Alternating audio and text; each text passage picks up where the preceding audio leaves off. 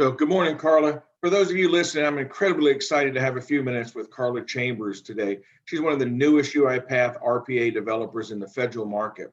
Office of Management and Budgets communicated to the government agencies that RPA and other digital labor does not replace humans in the federal workplace. It will undoubtedly change jobs, replacing mundane, repetitive, and tedious tasks that you previously performed and allow the federal workers to concentrate on proactive and strategic tasks. Like many technologies that have been created in our work lives to make our work lives easier, part of a job may go away. Individual tasks may go away, but new tasks will be created, and often entirely new jobs will be created. In his book, Thanks for Being Late, Thomas Friedman wrote about the thriving age of acceleration. He focused on the need of individuals to be lifelong learners, and for employers to provide retraining and reskilling, and called for the government to be supportive of training as a way to ensure an economy was flexible and provided for the workers. Over the past 18 months, UiPath is focused on partnering and providing avenues for federal employees to advance their skills. We've also provided opportunities for retraining and reskilling of non-government employees. I've watched several of these success stories, and like the one that we're going to talk to today in the interview with Carla, a lifelong learner took it on herself to start and complete the retraining and reskilling journey. I'm really excited. We're going to share this story with you now. And Carla, I'd just like to say good morning to you. Hey, good morning, Jim. Thank you. Nice to be here. Perfect. So in January of 2019, I met Carla and 9 other students who agreed to participate in an RPA developer class hosted by the workforce development nonprofit organization called ByteBack in Washington, D.C. This was a first of its kind class for ByteBack and for UiPath. It was rich in risk, and we felt full of opportunity. Our goal was to extend the employability of those already in the ByteBack reskilling and retraining programs. Jonathan Paget, our vice president at that time for federal, asked me to do something that talked about the core of UiPath, which is you democratizing RPA. Carla, would you mind telling us why you decided to be one of those 10 students in that first class? Sure. Well, initially, I was referred to ByteBack because I was trying to reestablish myself in the workforce while navigating, life in general. I've been doing some volunteer work, and as I eased back into the workforce, I went to ByteBack and earned an Excel certification to lend myself some additional credibility as someone who can work with data. I did get and complete an internship, but there was no position available, so I continued to seek employment. Then the partnership with ByteBack and UiPath happened, and I admit to being a little reluctant at first because I wanted to get a job, but then I spoke to ByteBack folks and did some research and decided that learning UiPath RPA and earning the certification might not be a bad thing.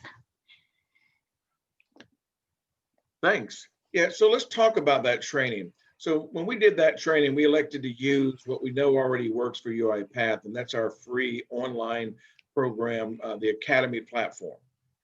We had seen the General Service Administration employees and Air Force Technical Sergeant, and now even NASA using the Academy as a way to launch their citizen developer program.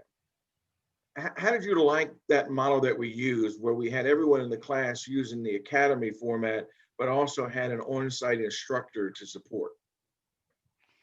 Well, I'm glad that we started with the business analysis part first. That really got our collective head wrapped around what to look for regarding what automation can and should do, how to evaluate a process to determine what makes a suitable automation process, and gathering the information needed to make that decision. That was more instructor driven as it needed to be, I think. The developer part, as necessary, was more work on your own pace was more hands-on or practice with instructors there as needed. They would give examples and show us how the technology worked and the technology at work, and having us practice exercises regardless of where we were as individuals in the academy. So that worked pretty well. Great. So we started that program actually trying to help in North Carolina after hurricane relief, and we just couldn't make it down to help Habitat for Humanity. So Jonathan said, let's do something local. And I was really impressed with our team, the way they fell in on it. One of our customer success managers, Mohammed Moore, said, look, I can't teach in the evenings. Is there anything else I can do? And he volunteered to lead a mentoring session every Saturday morning so that you guys would have not only the classroom instruction, but someone to fall back on a Saturday for a little bit of help. How did you like that mentoring program? Did that work for you? Was it valuable? Oh yeah, it was so generous that Muhammad would give us an hour, actually an early hour, but an hour of his weekend to help us newbies out. Our business analysis instructors, Renu and Sangeeta, were great as our introduction to UiPath RPA, and our developer instructors, Michael, Mohammed, and especially Christina. She was thorough, but so engaging and patient, but everyone was invested in our success. Yeah, I agree. And it's funny, Christina was one of our customer success managers when I first started at UiPath here in DC. And she's just a rock star. And I've bumped into her in other things since she's moved on in UiPath. It's incredible what our team can do. But let's transition away now from the training.